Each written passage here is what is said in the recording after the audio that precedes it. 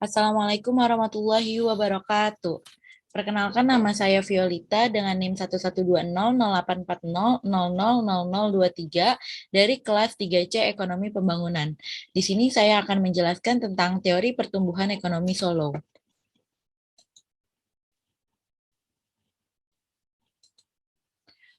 Pengertian pertumbuhan ekonomi. Pertumbuhan ekonomi adalah kenaikan jangka panjang dalam kemampuan suatu negara untuk menyediakan semakin banyak jenis barang ekonomi kepada penduduknya. Faktor utama dalam pertumbuhan ekonomi dari setiap bangsa itu terdiri dari 3 faktor, yaitu akumulasi modal, jumlah tenaga kerja, dan kemajuan teknologi. Nah, jadi kayak tadi sudah disebutkan, yaitu ada faktor pertama, yaitu akumulasi modal. Akumulasi modal itu terjadi apabila sebagian dari pendapatan ditabung dan diinvestasikan kembali dengan tujuan memperbesar output dan pendapatan di kemudian hari.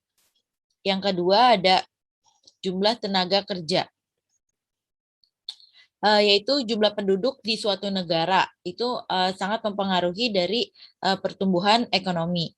Dan yang ketiga adalah pertumbuhan kemajuan teknologi. Nah, kemajuan teknologi itu sangat berpengaruh dengan pertumbuhan ekonomi, di mana jika teknologi di negara tersebut semakin maju, maka pertumbuhan perekonomiannya pun semakin membaik. Di sini ada sejarah teori Solow, yaitu Robert M. Solow lahir di Brooklyn dan menuntut ilmu di Harvard. Kemudian pindah ke MIT pada tahun 1950. Beberapa tahun berikutnya, mengembangkan model pertumbuhan neoklasik dan menerapkannya dalam kerangka perhitungan pertumbuhan ekonomi yang disebut Growth Accounting Framework.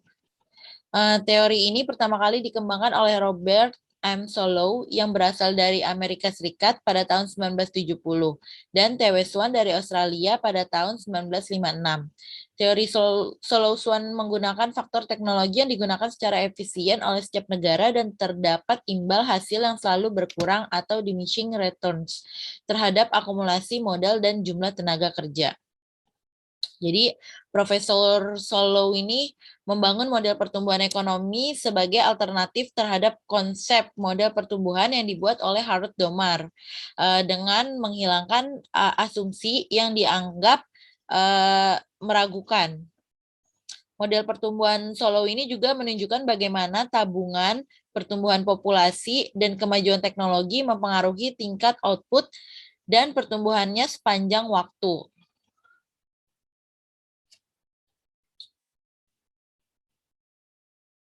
Teori dari Solow ini juga memiliki beberapa kelebihan, yaitu perekonomian akan menuju ke suatu posisi keseimbangan jangka panjang, bisa lebih leluasa digunakan untuk menjelaskan masalah-masalah distribusi, pendapatan, dan dapat menjelaskan faktor kemajuan teknologi di dalamnya.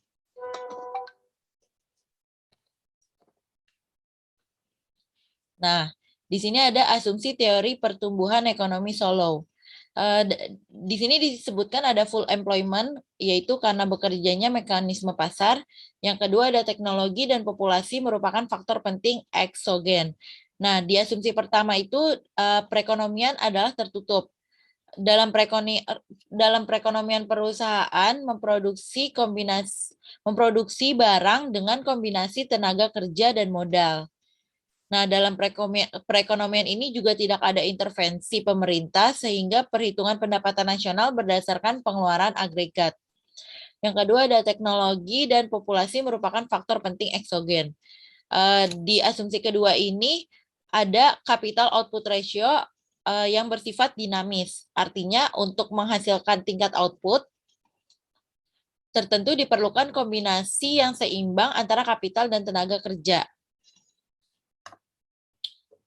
Next. Yang terakhir ada fungsi model pertumbuhan Solow. Dalam teori ini, perkembangan teknologi diasumsikan sebagai variabel yang eksogen.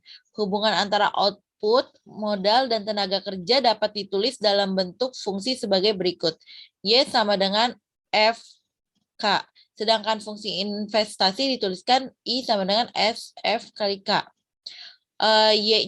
Y-nya itu adalah fungsi kapital stok per pekerja sesuai dengan fungsi produksi yang berlaku hukum the law of diminishing return. Di mana pada titik produksi awal, pertambahan kapital per labor akan menambah output per pekerja lebih banyak. Tetapi pada titik tertentu, penambahan kapital stok per pekerja tidak akan menambahkan output pekerja dan bahkan akan bisa mengurangi output per pekerja. Yang investasi itu dalam persamaan fungsi investasi tersebut dijelaskan tingkat investasi per pekerja merupakan fungsi kapital stok per pekerja.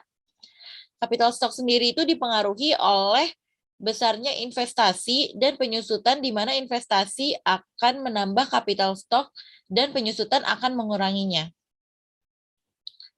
Sekian penjelasan teori solo dari saya, kurang lebihnya mohon maaf.